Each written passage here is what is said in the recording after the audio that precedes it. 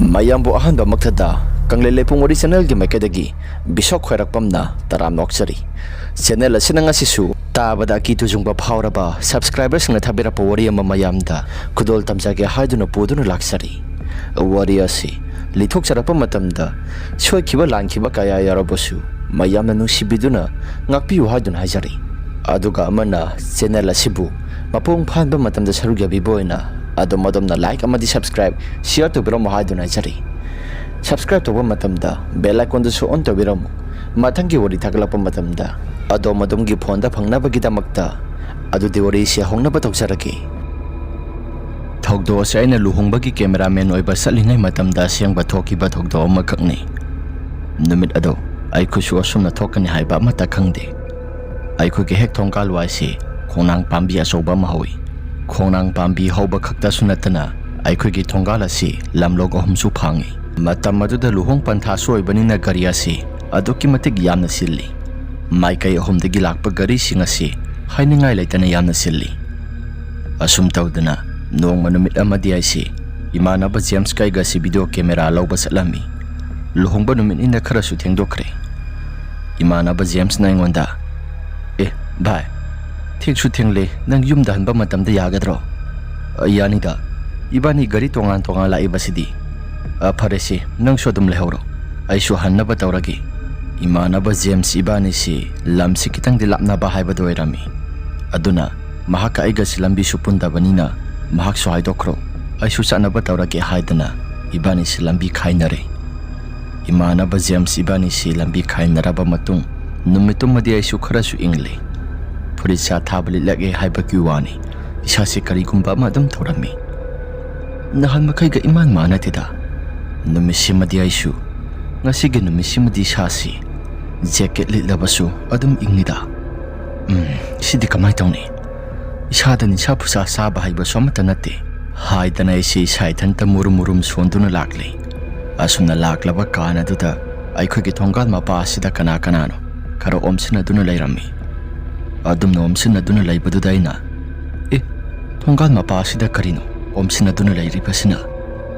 gari mayam amasu khambugum tawina haidana ise khara phengna thawjali adubu mi mayam ama laiba maramna ise gari do khara tapthana muk thawjali thongal mapa aduda yauba kana duda babaga imaga sulairami isanupi su tholai adubu isanupi dudi aina sangwa haidana sangankre lairam leba phibam adudi asuki matik yamna kiningai oiba phibam amani luhongba halakpagi bas amaga aduga luhongba salubagi halakpa mamanaba nupa masa animbaga gariyado thomdatnabani haidana hairami bas aduna thomba matamda nupa masa ani dudi khudakladuda sire asum tawdana lairam liba phibam aduda isi isasi yengbada hainadaba haibado oire ni haktang lairaba matungda bus driver ni aduga gari singadu pula phaduna pukatkre asi bahaksang singadu su pukatkre babana tawriba mong mataw singa sinungaiti sorok asida ina pumjai saire aduna tingki dagi ising khara kalaklaba matungda isinga si samthoksi haidana babaga igada babana hairaklami babaga iga tawre aduga laikai ki imanaba ani masulairami laikai ki imanaba ani duga tawraga khoi mari si pulap punduna isinga du samthokle asuna samthoklaba matunga si sada khara thuk lawba phawi isinga du matum ta senduna lairami aduga nahama sa anido sibagi phibam adu uruba matamda igi sasi hainadaba sui sada phawrami asum tawdana numitugi numidangdo khara thengle isinga do khara sunapsille aduna samthokpa khotokpa loibadai khoisi numit ada pung 12 makhai barota silakadawre imanaba amana hairaklami Bikram nangde kadai tana saluribano bhai aisu luhongbagi video record lawba salubani camera ka pasalu baduda thena su khara halai lamna ka khara lapani aduda khara laptakna thongkal mapa sida kana no omsinari basi haidana aisu sanglakpani khudong thiba se thoktuna lairami aidi amama thengchapani na tawriba pumnamak singa se aidi kaya thoina haina boidre onthongni sa se haina khidre thongkal mapa sida hek accident thoksili aisu thengna mamna dum lakpani lam laplabadi kaya thoidokna isasi haina daba phawgadoribani asigi matung tarakpada luhongbagi schedule mayam asisu mathang lam arapagi mayam ama lairi imana balaikai ki amana mu hairaklambi is nangdi lakthok laksin tauba matamda yamna pharak taba haibadu oigadorina farese nakutamai asyangba ma pairaga dum chatlo imanab anidugi wafam aduda isi hoi haiduna yari asum taudana laikagi miyoi adusu mayum dhanakri aisu yumda sanglak kana duda babana sum nairakhi nupa masa ani sinatraga bus driver adu makhoi ani sigi manungda sungsoi soidana amadi yu thakpadi yaure yu thakpaduna katukaran lambi da thauba matamda accident si thokpo ikadoribani onthongna pamukhreda naha aduk oina sikibase babagi wafam aduda aina baba aidi ama mathengda halakpani na isasi kaya thoina nungaibadi oiroi as lugadorida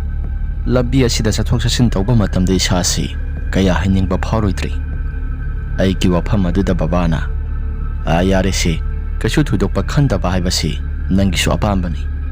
lambi sathok sasin tauba matamda ka hena su kiba phaurunu aduga khwaidagi maru oiba amana nakhutamaya sengba amasu pairaga salo aki tuzungba phaurakpa matamda maikhet khetoktuna ngakthok babagi wafam aduda isu hoi haidana yare numitumadi aisi lamnaga khara lapaga isasi ware haidana potharami marak asida angan basatpa aisu luhongba khongdongba si ngan adum halakpa yawi lam anakpa oirabadi asum taudana aina hana gari accident thokpa numit aduda video record lobo chaluba luhongbado madugi photo kapkiba mayam singado samnabani haidana isi tawrami numidang watam thengle imanaba James kai gasi pulap puna chalubani photo sambado khara thenglak matam aduda aisi yumda halakpaduda aisi gari do thojilakle tawbada boy gi sada kaya thoina hainingbadi phaude thongala duda kanagumba amata sulainade aina thongala duda sumasum gari thojilakpaduda kanagumba miyoi amana maruk ngai hakta ngai kho haidana tungthangba saruk asida khonjal na son pikna taki matawaduda ise kanano haidana tunglaithoktuna yengli adubu kanagumba amata laibadi uramde kainoda ngai haktangi mamangda natra ngai hakta ngai kho marup haidana ingonda kaurakibado masidi khara thuna sanghaurage haidana ise khara thuna sangsilakle tawadabai gi sai class aduda haipet yengluba matamda khongnang adugi maikai somda kanagumba ama musimuna leplibado ai sumitna urakle matawaduda ise direct laithoktuna mu yengloi adumna hek yengluba matamda su kanagumba amata sulairamde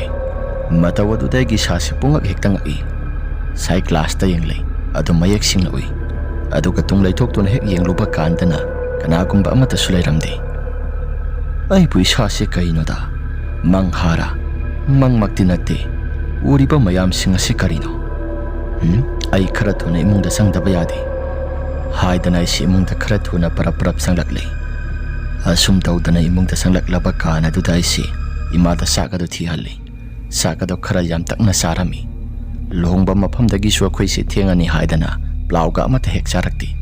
aduna saksi lamkhibani yumda su yen thongam baduda isi haraukta yamna sakado adumaksai imada sana wari sai ima ahing tumba matamda nakhoi nasada kari no khara phaudabra imana kasu thudokpa amata tawde haidan hairai maduda aina aidi ngarang ahing budi kasu thudokpa amata thenade hauji aina kari thojinduna lakpa matamda thongkal mapa asida horiba khongnang pambi asi masida kari no yamna tawba thengnei aiso hojing yaktangi mamangda thokiba wari singado imada loina tamle maduda imana misi mina khara thoklabanina saptra khara di tawba mana manin khara nai baibasi masana tum tabani nangsu matam khara di yarabadi thabakto khara makhaisu thun halao ima aina tawgadoriba thabak mayam masida nganna halakpa haibado mado tangai phadana nganna halakpa haibado madudi adum yaganida tamba ngamba thabak nati luhonglipa mafam asi sidagi aikhoina sakadoriba mafam jaga nupa mayum dusu laplaba adudagi mu kaina mayum duna mu kehna laplaba adu oiragadi aikhoisi matam asi yamna sangi yumda halakpa matam asi aduki matik yamna sangi maram asinani yumda halakpa matamda aikhoina thena halakliba laikai maselongna bo irabadi luhongba se khara thuna loisilaga adum lakpa yabani adusu amu oidre pharesi nakhuna chaningba matamda salabasu halakpadumadi tangai phadana thengna halaklabasu nakhutta maikhet amadi pairaga halau imagi wafam aduda isu hoi haidana yari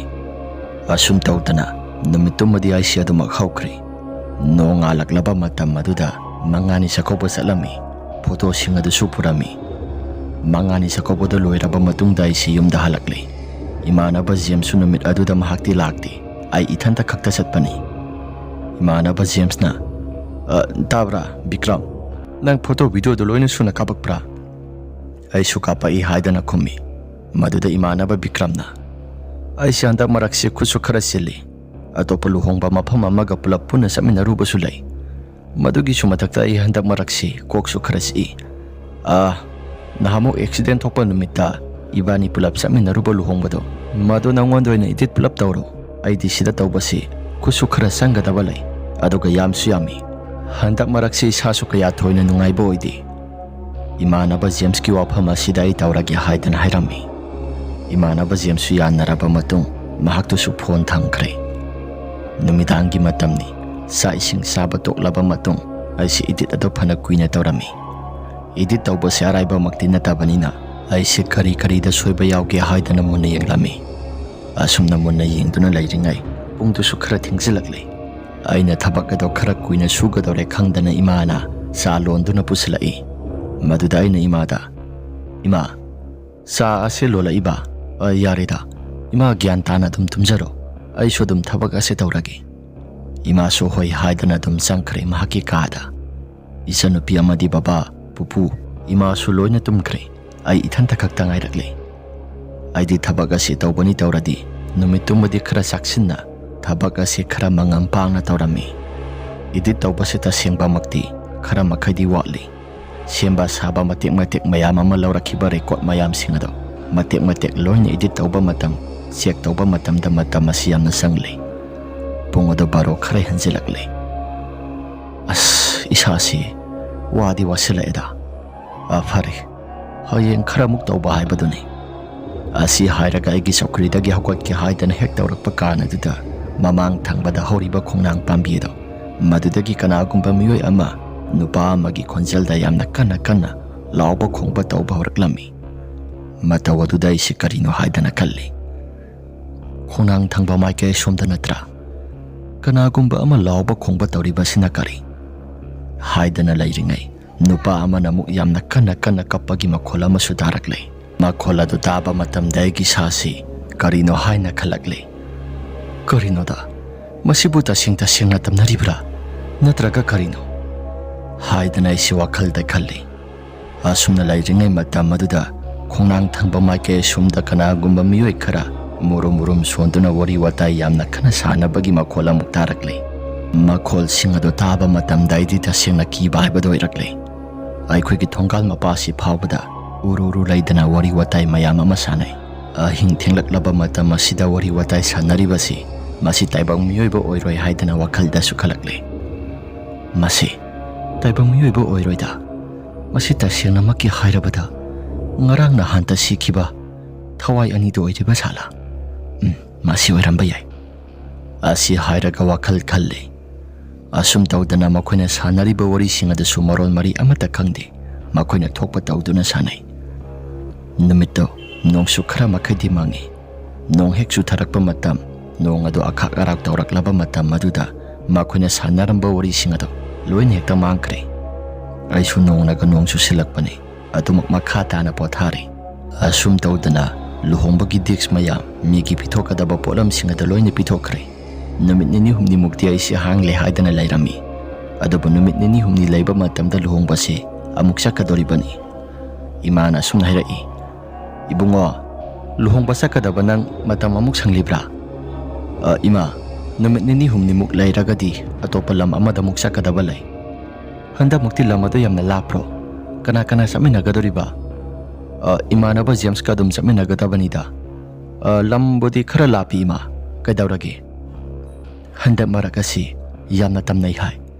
sigi khongnang horiba jakasi sida ama matheng mapani pan thokpa matamda kanagumba miyo adum lepaga lai hai ima kana hairaino nangi napal na su hai aduga nabu pokna su hai atopa laikai gi miyo kaya mana su ꯃꯁꯤꯒꯤ ꯈꯣꯡꯅꯥꯡ ꯃꯈꯣꯡ ꯑꯁꯤ ꯁꯤꯗ ꯀꯅꯥꯒꯨꯝꯕ ꯑꯃ ꯑꯗꯨꯝ ꯂꯩꯕꯒꯨꯝꯅ ꯇꯧꯏ ꯍꯥꯏꯗꯅ ꯂꯩꯀꯥꯏꯒꯤ ꯃꯤꯑꯣꯏꯁꯤꯡꯅ ꯍꯥꯏꯅꯩ꯫ ꯏꯃꯥꯒꯤ ꯋꯥꯐꯝ ꯑꯗꯨꯗ ꯑꯩꯅ ꯏꯃꯥ, ꯃꯗꯨꯒꯤ ꯍꯥꯏꯔꯒꯗꯤ ꯅꯍꯥꯟꯃꯨꯛꯁꯨ ꯑꯩꯅ ꯈꯔ ꯊꯦꯡꯅ ꯏꯗꯤꯠ ꯇꯧꯔꯤꯉꯩ ꯃꯇꯝ ꯑꯗꯨꯗ ꯁꯤꯗꯩꯁꯤꯗ ꯃꯤꯑꯣꯏ ꯑꯅꯤꯈꯛ ꯋꯥꯔꯤ ꯋꯥꯇꯥꯏ ꯁꯥꯟꯅꯗꯨꯅ ꯃꯨꯔꯨꯝ ꯃꯨꯔꯨꯝ ꯁꯣꯟꯕꯒꯨꯝ ꯌꯥꯝꯅ ꯇꯥꯏ꯫ ꯃꯈꯣꯜ ꯑꯗꯣ ꯌꯥꯝꯅ ꯇꯥꯏ ꯍꯥꯏꯕꯒꯤ ꯋꯥꯅꯤ, ꯁ꯭ꯋꯥꯏꯗꯗꯤ ꯀꯌꯥ ꯊꯣꯏꯅ ꯅꯛꯄꯗꯤ ꯑꯣꯏꯔꯝꯗꯦ꯫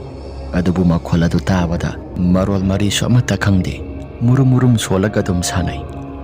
ꯏꯃꯥꯒ ꯑꯩꯒ ꯋꯥꯔꯤ ꯋꯥꯇꯥꯏ ꯁꯥꯟꯅꯔꯤꯉꯩ ꯀꯥꯟ ꯑꯗꯨꯗ ꯕꯕꯥꯁꯨ ꯆꯪꯂꯛꯏ꯫ ꯕꯕꯥꯅ ꯁꯨꯝꯅ ꯍꯥꯏꯔꯛꯈꯤ,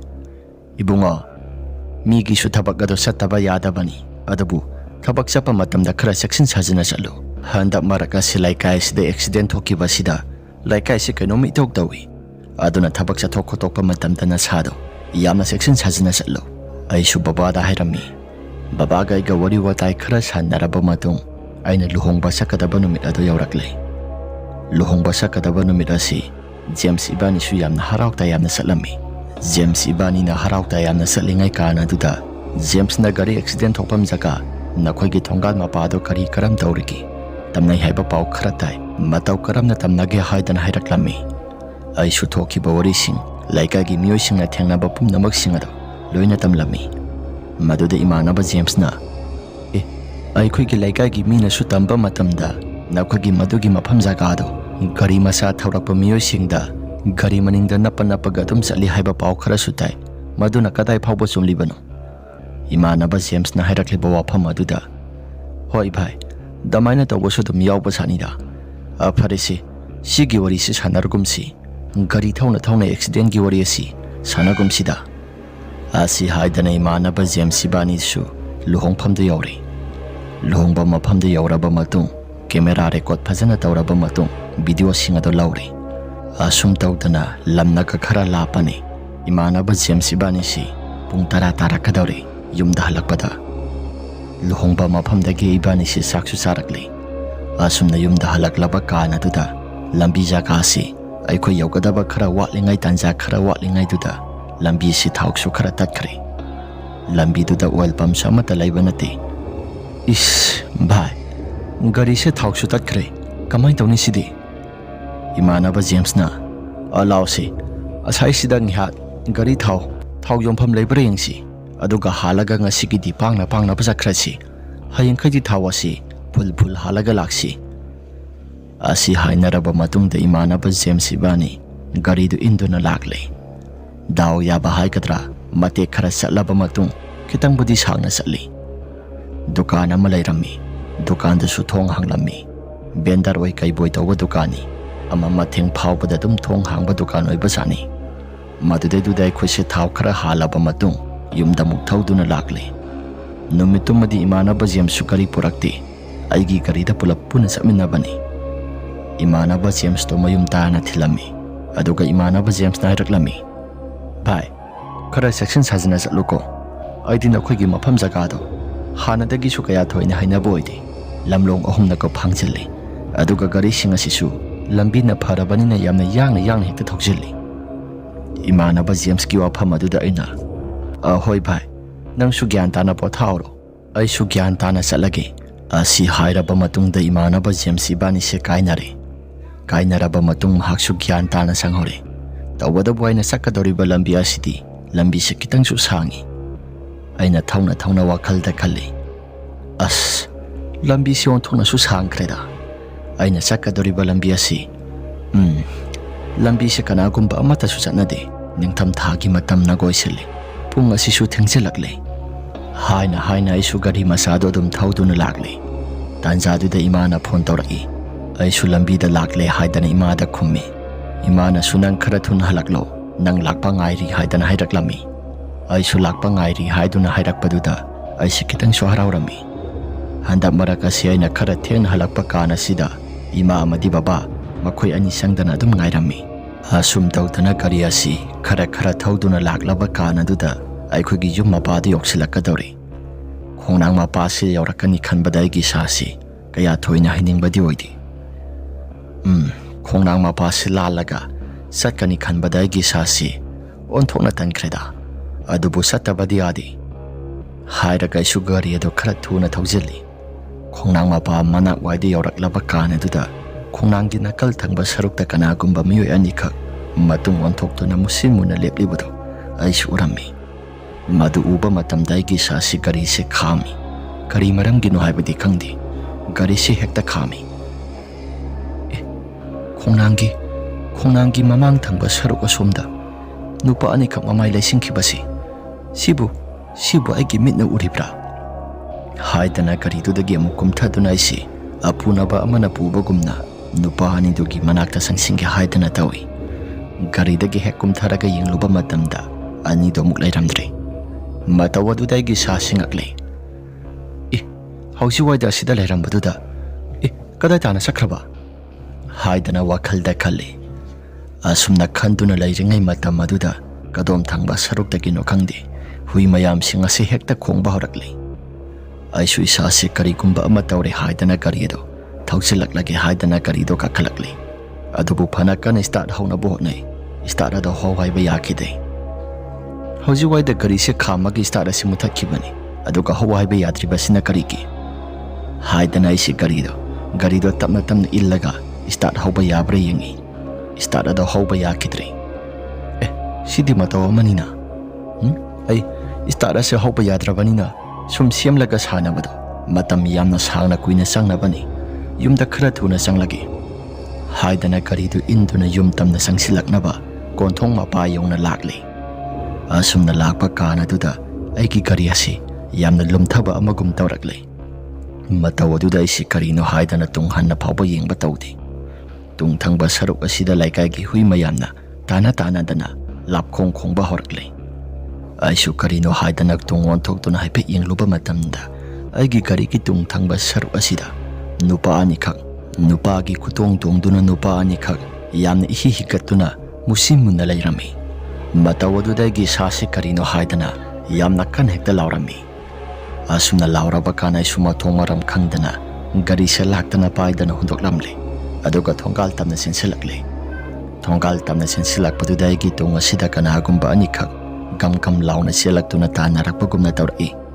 Mataw aduda isi imaga babaga da yamna hauna kaurami. Imaga babaga do may paiduna senthorakle.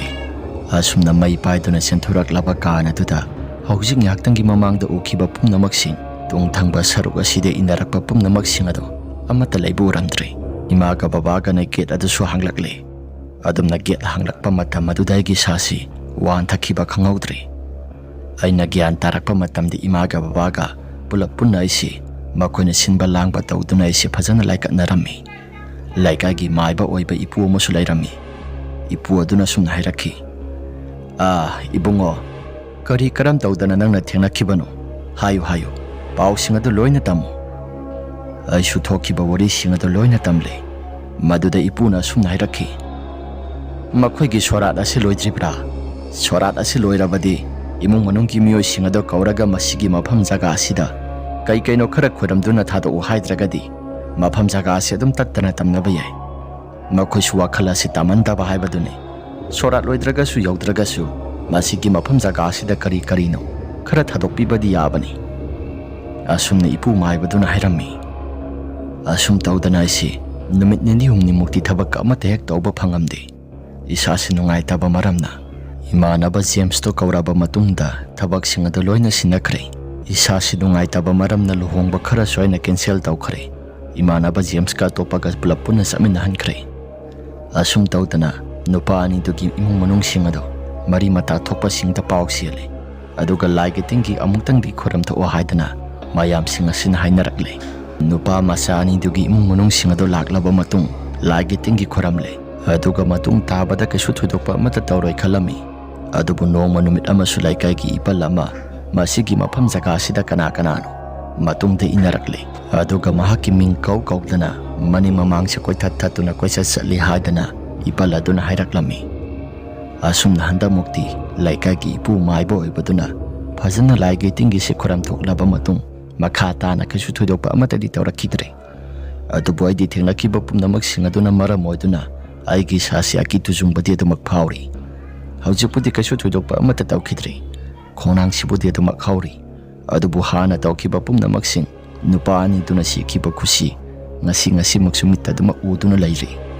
Wari ase matang asida losinjari. Karigumba wari ase nungaibirabadi like amadi subscribe share tawbiramo haiduna haijari. Aduga amana adom adomgi isada thokpa asengba warising laibiragadi aikoina pithokjariba WhatsApp number asida thabiraknaba ningsingjari.